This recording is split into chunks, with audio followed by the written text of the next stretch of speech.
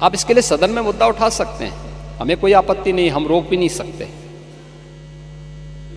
लेकिन शब्दों की मर्यादा का ध्यान जरूर रखें जब आप सोशल मीडिया में या मीडिया में कोई वक्तव्य देते हैं। दूसरा, जब आप कोई टिप्पणी करते हैं कि हजारों की संख्या में मौत हो गई, अलग अलग लोगों ने, समाजवादी पार्टी के नेता भी थे, कांग्रेस के नेता भी थे, जिन्होंने इस प्रकार के गैर जिम्मेदाराना बयान दिए। हमें उन तथ्यों को देखना चाहिए जो मैं कह रहा हूं कि डिजिटल कुंभ जिनको आप मृतक बता रहे हैं, जिसमें एक प्रयागराज के महोदय, एक प्रयागराज के ही सज्जन है,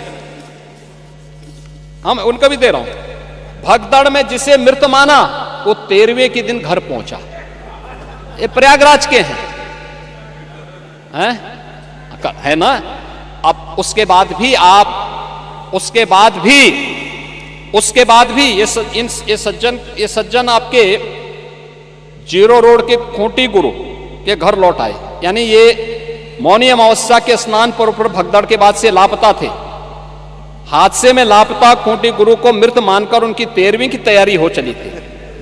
शाम को भोज के लिए मोहल्ले में तैयारी चल रही थी कि तभी तक वो ई रिक्शा से उतरे और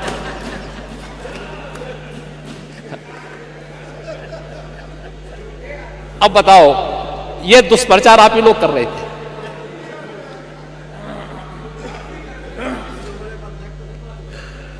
आप देखिए कि खूंटी गुरु कई दिनों से घर नहीं लौटे थे और 13वीं में 13 ब्राह्मणों को भोज कराने की तैयारी हो रही थी।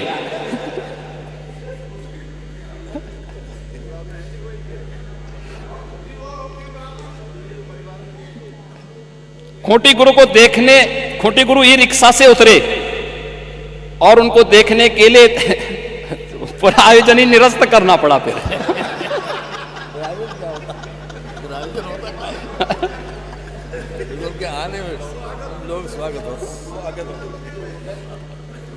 तो मैं आप सबसे कहना चाहूंगा, ये 20,000 लोग हैं तो नहीं भाई, अब वहां आप जैसे महापुरुष कुछ रहे होंगे, वहां कैमरा लेकर खड़े रहे होंगे देखने के लिए कि अब इसके बाद लोगों के कमेंट लेंगे, लोगों से बुलवाएंगे कि देखिए साहब सरकार कोई व्यवस्था नहीं कर पाई, हो गया। और तब तक वे स्वयं ही प्रत्यक्ष रूप से मूर्त रूप में प्रकट हो गए। उन्होंने कहा बे ये नमूनों पे विश्वास मत करो,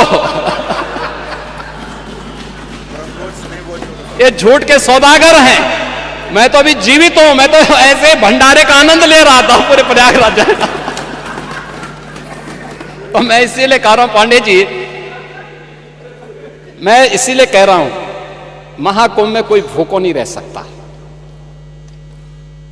और हिंदुस्तान का पेट इतना बड़ा है, हमारी तो परंपरा है। अब गुरुद्वारा में जाइए, किसी मठ में मंदिर में जाइए, लंगर फ्री में चलते हैं। कोई भी आएगा उसकी जाति नहीं पूछी जाती, पंथ नहीं पूछा जाता, क्षेत्र नहीं पूछा जाता, भाषा नहीं पूछा जाता, वो केवल इशारों से कर देगा। लोग सम्मानजनक ढंग से अतिथि मानकर उसका सम्मान करते हैं। ये भारत है, मान पूर्णा की हम पूजा करते हैं। आप क्यों भारत को बदनाम कर रहे हैं? मुझे अफसोस होता है, आप भाजपा से लड़ते भारत से लड़ने लगते हैं। मैं एक वक्तव्य आपका दिखा रहा हूं, आपके समाजवादी पार्टी के अध्यक्ष का वक्तव्य है, और वो वक्तव्य है बहुत दुर्भाग्यपूर्ण वक्तव्य है। ये वक्तव्य है श्री अखिलेश यादव का। महोदय, उन्होंने कहा है कि हमारा देश कभी विकसित भारत नहीं बन सकता।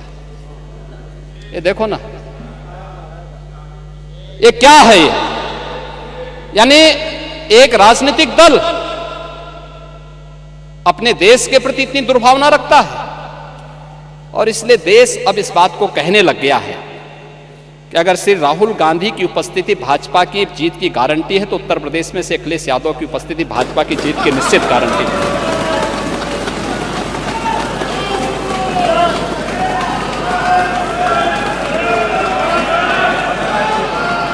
और ये गारंटी उपचुनाव ने दे दिया है, ये उपचुनाव दे चुका है। और ठीक ही बात है भाई, पप्पू और टप्पू में बहुत अंतर थोड़ा है। नाम का असर होता है। चच्चू ने वैसे थोड़ा नाम रखा है, तो ठीक है, चच्चू भी शांत हैं, लेकिन समय आने पे अपना ओस दिखाएंगे। महोदय, मैं विनम्रता से कहूंगा कि महाकुंभ पे राजनीति न करें, अपनी बात को रखें शालीनता के साथ, मर्यादा के साथ। लेकिन जो लोग जीवित हैं, अपने परिवार के साथ मिल रहे हैं, उनको मृतक मत बताइए। और पांडे जी, आप तो इतने बुजुर्ग हैं, इतने वरिष्ठ हैं। हमारे यहां तीर्थ यात्राएं होती थी, लोग जाते थे, बड़े श्रद्धा के साथ जाते थे। हमारी आस्था है, कैसे आप इसको रोक सकते हैं? लेकिन उनको बदनाम मत करिए, उनकी श्रद्धा के साथ खिलवाड़ मत करिए। मैं तो तेलंगाना का भी उदाहरण आपको दे दिया, उत्तर प्रदेश का मैंने दिया, गोरखपुर का मैंने दिया, प्रयागराज का मैंने दिया।